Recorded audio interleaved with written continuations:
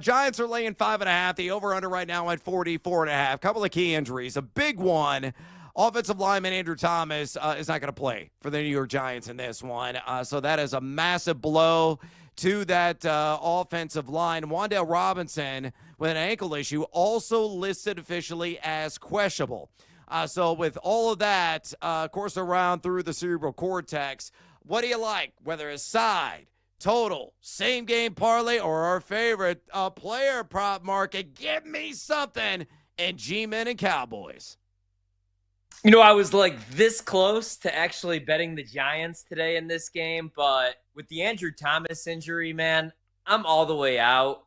And with Russ Wilson out there behind center, I'm all the way out right now, even with that defensive line, which I do think could be one of the top defensive fronts in the NFL. I can't bet the Giants, man. I did it week 1 against the Commanders, and they scored 6 points. Instead, what I'm going to do is hope and pray as a football fan that I get to see Jackson Dart soon. I don't know if he's any good, but he's better than whatever Russell Wilson is.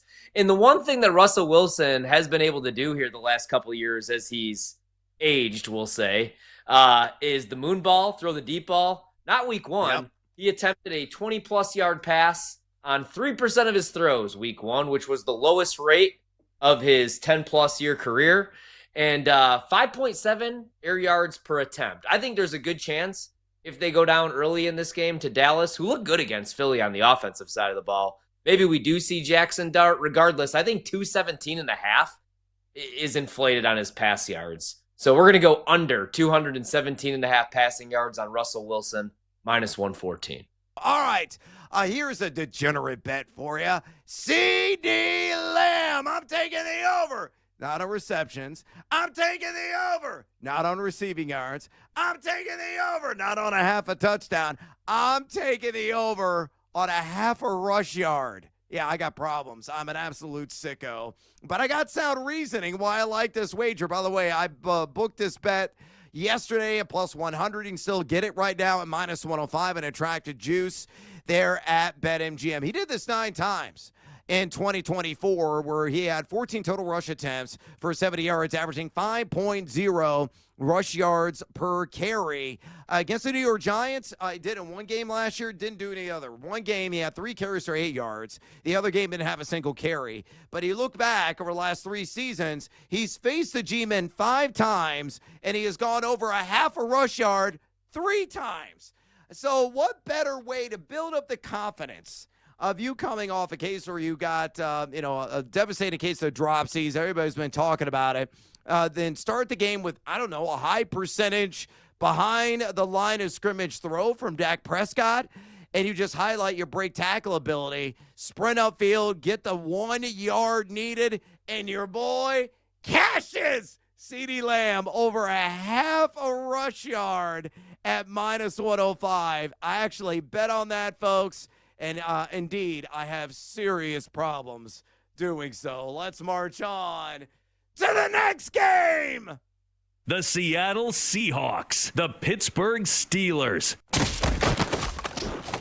All right, or the Steelers got to have a letdown after that incredible high-scoring affair against the New York Jets. Really shocked the entire professional tackle football world. Again, Seattle, Pittsburgh laying 3 right now, over under just 40, so another low total in this game. Horvat, you're a big Aaron Rodgers fan and apologist, and you're riding his team, aren't you? I am. He looked really good week 1 against his former team. 4 touchdown passes for the second time in his career. Play action passes, 8 of 10 for 101 yards, 3 touchdowns, no picks, was 9 on 9 on screen passes. So I actually like what I saw on the offensive side of the ball. I didn't know what the play calling was going to look like, if it was going to be the Aaron Rodgers offense. And the defense got absolutely torched. They give up 32 points to the Jets. This is why I like Mike Tomlin, though. Now, usually if the Steelers give up 30-plus points, they lose the game. But I went back and looked at this trend, which I'm not the biggest trend guy, but he always makes the right adjustments. I expect the defense to play better, and I wasn't really all that impressed with Sam Darnold week 1. But the Steelers, 28-11-1 against the number. 72% of the time they cover after giving up 30-plus points the week before. I think they make the right adjustments on the defensive side of the ball, and I think they win this game by at least a field goal, which would be a push, hopefully by a touchdown. I think the Steelers are for real, man, and they're at home here. I like them in this spot. All right, I'm going to fade a guy. I've already given this bet out earlier in the week, so I'm going to double down on it. Zach Charbonnet, not all day. The cork is going to remain in the bottle. Give me the under on 46.5 rush yards at a -115 juice. Really kind of a lazy line because he went 12 for 47 with a touchdown in week 1. I think that was the justification for setting this at 46.5. 55.8% of the snap share, but only 48% of the opportunity share, working in concert with Kenneth Walker the third. I think it's going to be a hot hand situation, and Charbonnet might not have those fiery fingers. You look at the advanced data, it wasn't great in week 1. He was 33 yards created per touch, 42 yak per attempt, forced only a couple of missed tackles, and I know the Steelers got absolutely steamrolled on the ground by Justin Fields, Breece Hall, and Braylon Allen. That's why they're number 28 in rush EPAD. They gave a 4.96 yards per carry to opposing Jets running backs, but this defense is a hell of a lot better than that. Again, Pro Football Focus rated them as number 1 on the defensive line entering the regular season. Zach Charbonnet under 46.5 rush yards at a -115. Absolutely love that wager. To the next game. The Los Angeles Rams, the Tennessee Titans. All right, Rams, Titans, LAR laying 5.5 right now, over under, so the game total sitting at 41.5 side. Total, same game parlay, player prop action, what do you like in Rams and Titans? So I do think that the Titans are going to be chasing points. They're 5.5-point dogs. They'll probably close touchdown dogs. And Tony Pollard's rushing attempts are 18.5. I went under -120. Man, I think he finishes aggressive. closer to 15, 16 carries in this game, man. If they're chasing points, I know Cam Ward's only making his second start, and he's going against one of the league's best secondaries. The Rams looked damn good last week. I just don't see Tony Pollard getting 19 carries in this game as 6-point dogs of this Rams team. So under 18.5 rushing attempts on Pollard, -120 is my favorite bet. Elic Ayamanor, the pride of Stanford, give me the over. 16.5 yards on the longest reception for him in the game at -115. Now, in week 1, didn't make a whole lot of noise. He did have 7 targets against the Broncos in that loss, only caught 2 passes for 13 yards. But the key is, underneath the hood, some of the advanced metrics that are out there, and especially in one category, air yards. He was number 5 among all wide receivers in week 1 in total air yards with 133, so left a lot of opportunities on the field. Off the hand there of one Cam Ward. He was also top 10 at ADOT. That sounds our average at the target at 19.0. Got 28% of the team target share. That's a very handsome mark. Going to see a lot of Forbes, Emmanuel Forbes in coverage of the Rams, who was just number 50. And then pass coverage grade according to Pro Football Focus in week 1, though, as a collective, the Rammies were number 7 in pass EPA defense. So, my buddy, your friend as well, Rachel Krychek, projects Ayamanor for 32.5 receiving yards in this game. So pretty good shot. One of those catches is going to go for at least 17. So give me the over. Elic Ayamanor on 68.5 yards on longest catch at a -115 juice. It's time to move on to the next game. The Buffalo Bills, the New York Jets. All right, Bills and Jets. I honestly think it's going to be a highly entertaining game, especially they're being played in the Meadowlands. I've seen a lot of people on the Buffalo Bills, and confidently so, laying the 6.5. But I think to go Admiral Akbar on you, it's a trap. It's a trap. It certainly feels like it, doesn't it, Horvat, at that number? A lot of people think that Buffalo's going to go in a boat race. The Jets were awfully impressive last week against that supposedly vaunted front of the Pittsburgh Steelers. And Buffalo got a bit of bad news today. Ed Oliver, their talented defensive tackle, he's not going to play in this game. So they're going to be, really kind of shorthanded on that front line. And they were used and abused a week ago by who? Derrick Henry and also Lamar Jackson on the ground. So, again, Buffalo -6.5, the total of 46.5. Side, total SGP player prop. What do you like? And Bills and Jets? Jets! Yeah, the Ed Oliver injury is huge, man, because the Jets have even come out and said we're going to be a run-first offense. Now, I did like the connection between Justin Fields and Garrett Wilson, but they're going to want to run the rock. This one opened at 8.5. Immediately was bet to 8. I wish I would have grabbed the Jets there. I still kind of like them at 6.5. I haven't bet them because I think it's a fair price, and I could see Buffalo winning this game by a touchdown. But Buffalo, that was an emotional win. They have to come back from down 15 points with under 5 minutes. Granted, that was a week ago, but it was a primetime game. Kind of lean Jets here, but I'm going to wait and see where this closes. Instead, I played a prop, though. I like Josh Allen over 6.5 rush attempts, -114 to the over.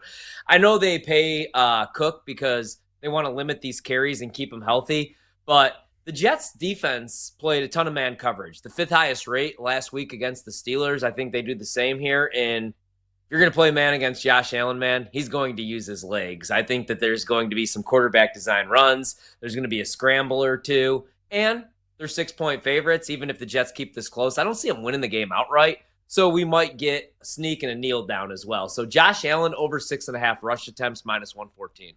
I'm going to go with Braylon Allen, not necessarily to ball out, but I think he's got a splash 6. Anytime touchdown market, a very attractive. I'll roll the shoulders, getting seduced by the juice here at +235. Again, no Ed Oliver, as we've already said, and the Buffalo Bills enter this game. I know it's a one-game sample size, but second to last in the entire NFL in rush EPA defense.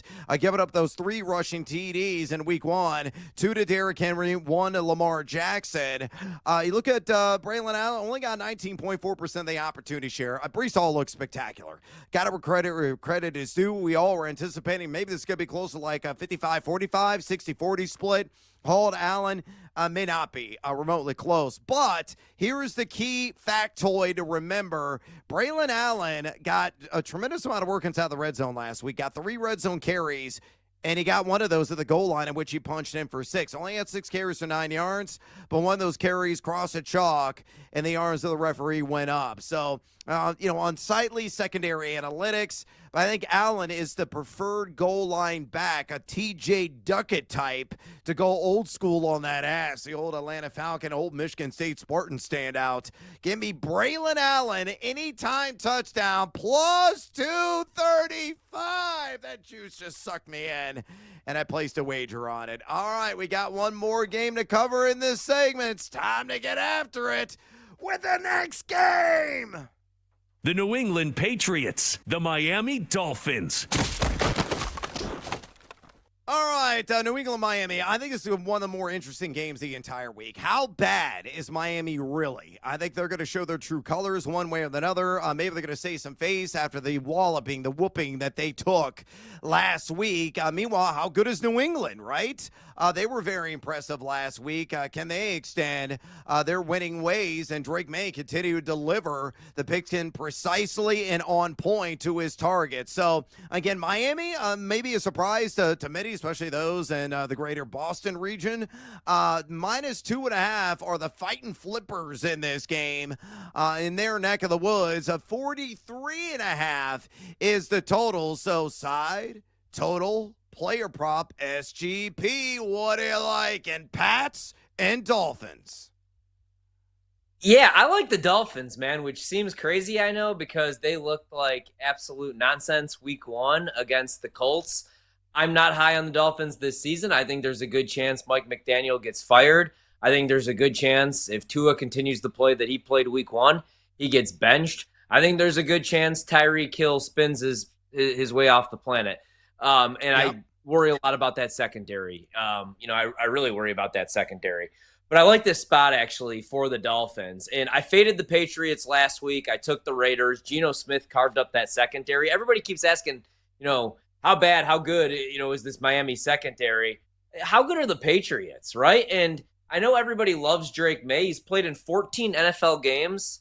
He started 13 of them, and he's 1-10 straight up. He's 4-7 against the number. And I'm not the biggest trends guy, but Miami is home. And Tua and Mike McDaniel, the one team that they've been able to beat, man, the Patriots. Now, granted, that wasn't the Mike Vrabel Patriots, who still haven't won a game, but it was, a couple different coaches, and they're 4-0 straight up and against the spread against the Pats. Tua, 27, 29, and 1 against the number against all other teams, but undefeated, never lost against the Patriots, and that continues, man. I don't understand the love for the Pats. They were a 4-win team, and their win total goes to 8.5 because they hire Mike Vrabel. Let's remember his last couple of years in Tennessee. And let's remember that when Mike Vrabel did win games in Tennessee, he had A.J. Brown, Derrick Henry on the same team. So, Dolphins win this game and shock the world. I'm going to go with the dynamite derriere and smack that booty. Keyshawn Booty, give me the over. 37.5 receiving yards. That's it. At a -115. Truth be told, this opened even lower at 34.5. It's jumped. I would not be surprised if it jumps another 3 yards. Could be 48.5. Could be a little bit higher than that by kickoff. Very soft number compared to what he did in week 1. 8 targets, 6 catches, 103 yards, averaging 17.2 yards per reception. So a healthy 17.8% of the team target share. He was a top 12 performer in the NFL, and ADOT averaged at the target at 17.1. He was number three in the league in week 1 in total air yards at 137, averaging 12.9 yards per target. Miami, the secondary, is stanky. They are not good. Repulsive, rancid, putrid, whatever adjective you want to apply, it's entirely fair. Already number 25 in drop back EPA defense. The projected primary assignment for the former LSU Tiger is Rasul Douglas. He's been in the league forever, lost a step. He gave up 18.7 yards per catch to Daniel Jones and his targets of the Indianapolis Colts in week 1. So again, smack that booty, baby. Keyshawn Booty. I love the over on 37.5 receiving yards. Only 2% started in Yahoo leagues. I think he's a guy that's got a lot of shocker special appeal. Yet again, I don't think it's going to be Mirage from week 1. So somebody you might want to consider wide receiver 3 or plugging and playing in the flex position, 12-team and deeper leagues. I believe in the power of the booty, baby. On receiving yards, I also bet longest catch on the over 17.5 yards. The Jacksonville Jaguars, the Cincinnati Bengals. All right, the feline fracas, I am calling this. Again, the Jacksonville Jaguars 1-0 in Battle of Cats. Can they extend that streak to 2-0? Remember, they took down the Carolina Panthers last week. Got to travel up north above the Mason-Dixon line there. And along the banks of the muddy Ohio River. It looks like Cincinnati right now is laying 3.5. The over-under set at 49. One of the highest totals on the board this week. So side, total, SGP, player prop. Can't wait to watch this one. What do you like in Jaguars and Bengals? Duval.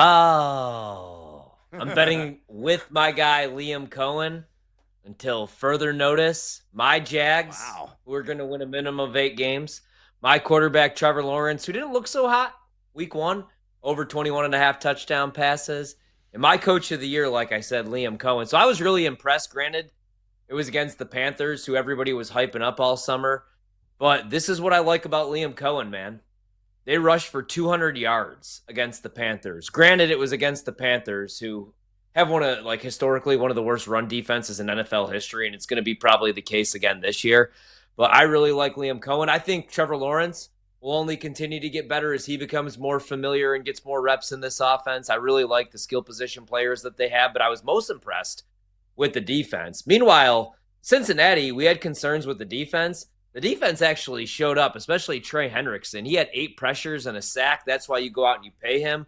But the offense only had 141 total yards. They only scored 17 points against the Browns. Granted, that's a good defense. It's just weird because they played their guys in the preseason, so we figured no slow start.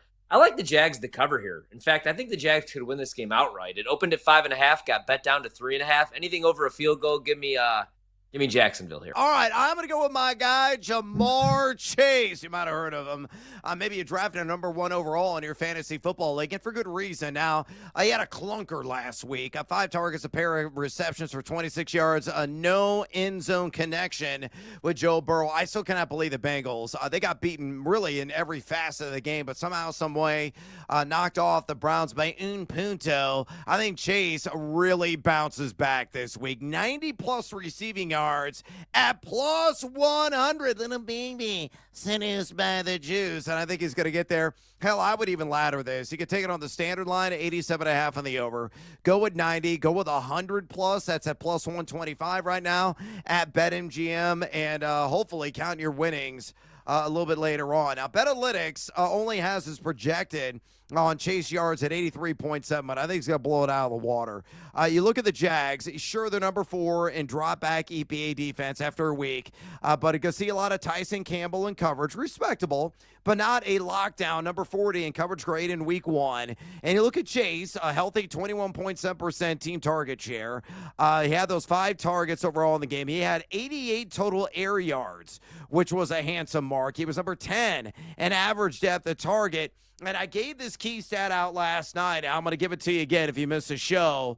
In his career over the last 3 years, in 10 games in which he had a sub-50-yard performance, the next game he is averaging over that 10-game span 100.3 yards per game, including he had like a 264 historic game as one of them. So he's going to get force-fed. I wouldn't be surprised. He had an explosive pass play to begin the game. Got a lot of that yardage on that one play early on the first quarter. So give me Jamar Chase, 90-plus receiving yards, plus 100.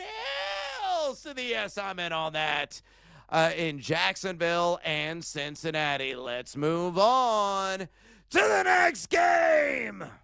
The San Francisco 49ers, the New Orleans Saints. All right, 49ers and Saints, San Francisco. Again, this has come tumbling down the mountainside of the line because you got Mac Jones going to be under center. Jawan Jennings, we'll see if he plays, though did practice today with that dinged wing. Of course, no George Kittle. He is out on injured reserve due to a hamstring injury. So San Francisco is lane 3 in the Crescent City. 43.5 is the over-under on the total in this one. So side, total, same game parlay or player prop. What do you like in Niners and Saints? I think if you got a 7, a 6.5, a 6, even a 5.5 with the Saints, you're on the right side. But at 3 today, or even at a cheap minus 165 with the Niners, granted it's a road game and the Saints played really hard week 1. I like the Niners here, man. Now, there's going to be obviously, a drop-off, Brock Purdy to Mac Jones. But let's not forget Mac Jones' rookie season, 2021, when he had a real play caller and Josh McDaniels, actually looked pretty good. 22 touchdown passes, 13 picks. And now he's in the Kyle Shanahan offense, right? This is what revived Sam Darnold's career, right? Let's remember, Baker Mayfield was almost written out of the league, and then he goes and plays with McVay for a couple games. Sometimes these guys just need a change of scenery, and Christian McCaffrey's healthy. I like what I saw, small sample size, from our guy Jake Tunges last week. He caught 3 balls only for 15 yards, but had that huge touchdown. Graded out really well, 84.5 according to PFF. I like the Niners here in this game, and I was really impressed, man, with the defense. In the preseason, it looked the same mess that it was last year. They were second in most missed tackles, but last week under Robert Saleh, looked pretty good against Seattle, unfortunately, because I bet Seattle. But I like the Niners here to win at least by 4 points. So at 3, like them a lot. Jake Tonjes, the number is at 13.5 right now. It's at a little bit heavier juice because the number is soft. That's downright ridiculous on this particular total. So it's minus 118. I would take that all day long. If you want to go, let's say, for 25 or more receiving yards, let's see if they have that available right now. No, he is not available in that market. So the only thing you can bet on is the standard line at 13.5. And I am in, my friend. I'm logging in right now as we speak, multitasking, as we typically do here on BetMGM tonight. Oh, yes, I am officially logged in and place bet. Drum roll. I'm in. All right, so I'm on the over 13.5 as well at a minus 118 juice. I will add that to my always free, always transparent, always public spreadsheet at thegamingjuice.com. I think Horvat is doing the same thing. I'll throw another bet out there. I wasn't planning on featuring this. Again, I gave you CMC earlier on the over 4.5 catches. I also like Jawan Johnson's over on 3.5 grabs at a -110 juice. I think the chemistry that he built with Spencer Rattler, it wasn't a gimmick. It wasn't a fluke in week 1. I know the Niners only gave up a couple of tight end receptions last week, but Rattler loves to work in that short to intermediate field. They paid Johnson a boatload of money in the offseason. They want to justify that spend. He had 11 targets in week 1. He got a considerable separation on a per-target basis. I need 4 grabs from him. I think that's entirely doable. So Juwan Johnson as well, over 3.5.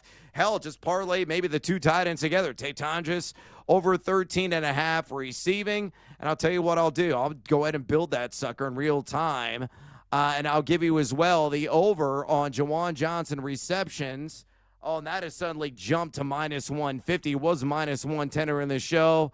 And that works out to, it's calculating right now. It's not showing up. But I would build that parlay and ride it all diggity day long. But whether on Tonjes, whether on Juwan Johnson, both of the tight ends should get busy in this game. Let's move on to the next game.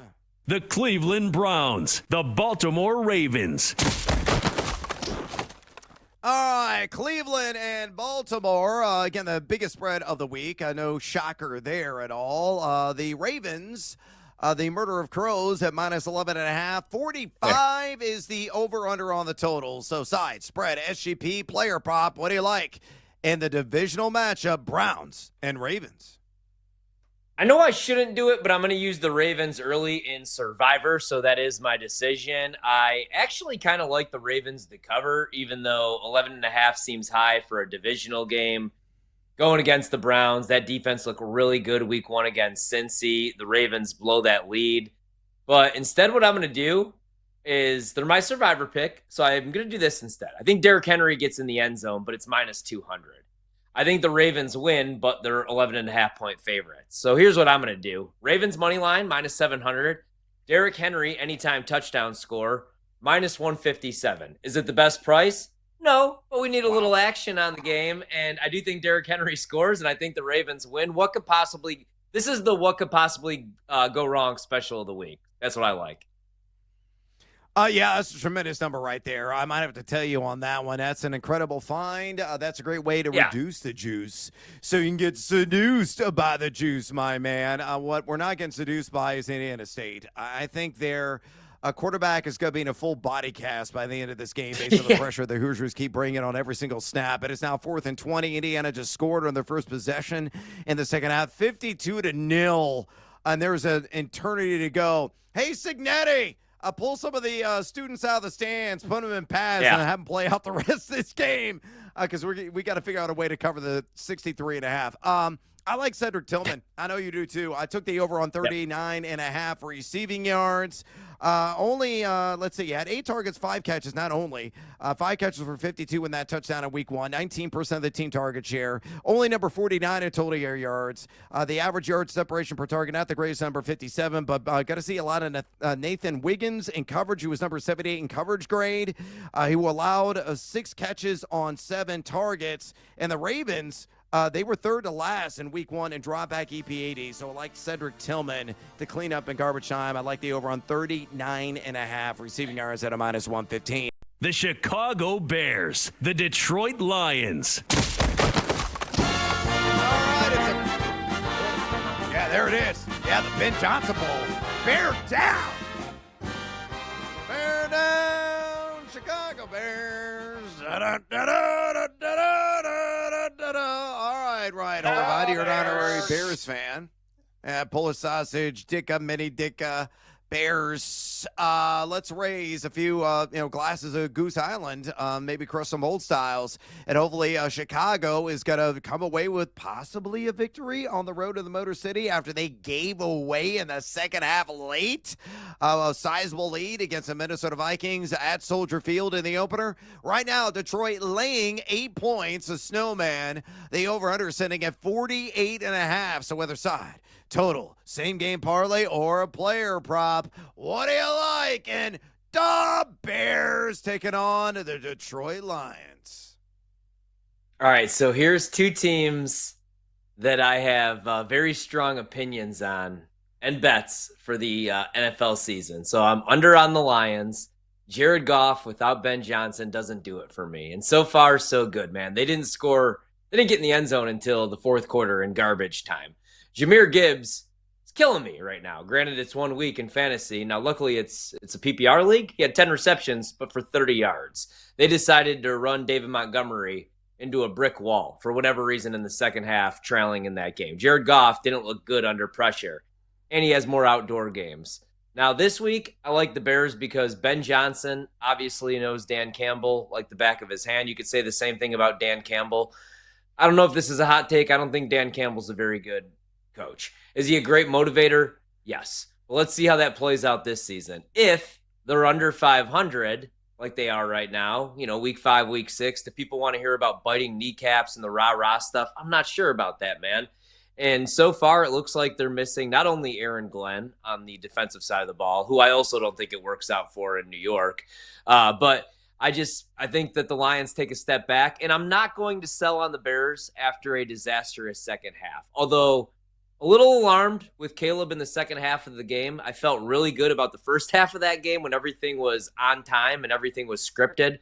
Ben Johnson called a hell of a game. Now, did he get out coached by Kevin O'Connell? Yes, but I think he's going to learn from that. And I'm not there with the Lions, man. Dan Campbell, here's how you know he's an idiot, with all due respect to Dan Campbell. He said week 1 that he was relieved when the Packers traded for Micah Parsons because it meant Kenny Clark was out of the division. So I think that tells you everything you need to know about Dan Campbell. Yep. You know what? I'm not going to be a coward. I'll do this live on the air. Bears don't only cover. Bears win this game outright. Best money line price at BetMGM plus 240. Let's do it. Oh, hell yeah. Seduced by the juice. Plus 240. Bear down, Chicago. And don't worry. I heard the calls into 670.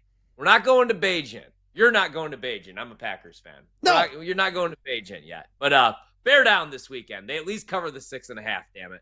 Have some faith. Hey, Bredo, play the fight song again. Come on. Give it to us, baby. Here it is. Makes me sick, but I love it. Yeah. We're bearing down.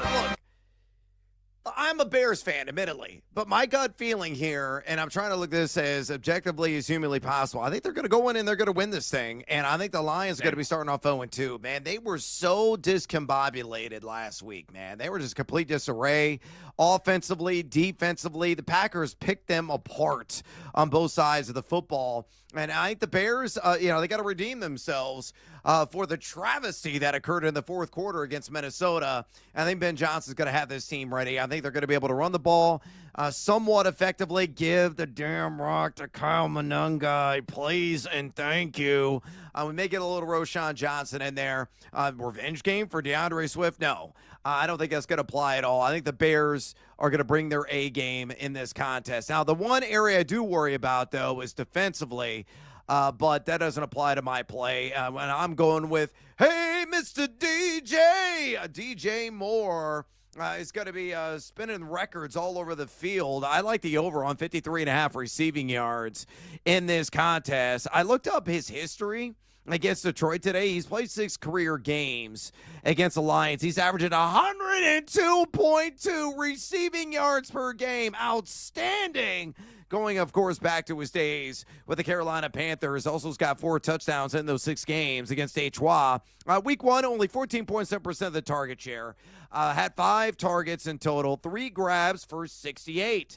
It wasn't Roma Dunze who was a big play wide receiver. It was DJ Moore in the first matchup. He was number 9 in ADOT among qualifying wide receivers at 18.8. He averaged 22.7 yards per catch. Ridiculous. And he was number 5 in average yards of separation per target as tracked at playerprofiler.com. And it gets better. He's going to see probably a lot of DJ Reed. So a little DJ on DJ crime in this game. And DJ Reed had the 4th lowest coverage grade of any defensive back in week 1. So I think DJ Moore absolutely goes off again.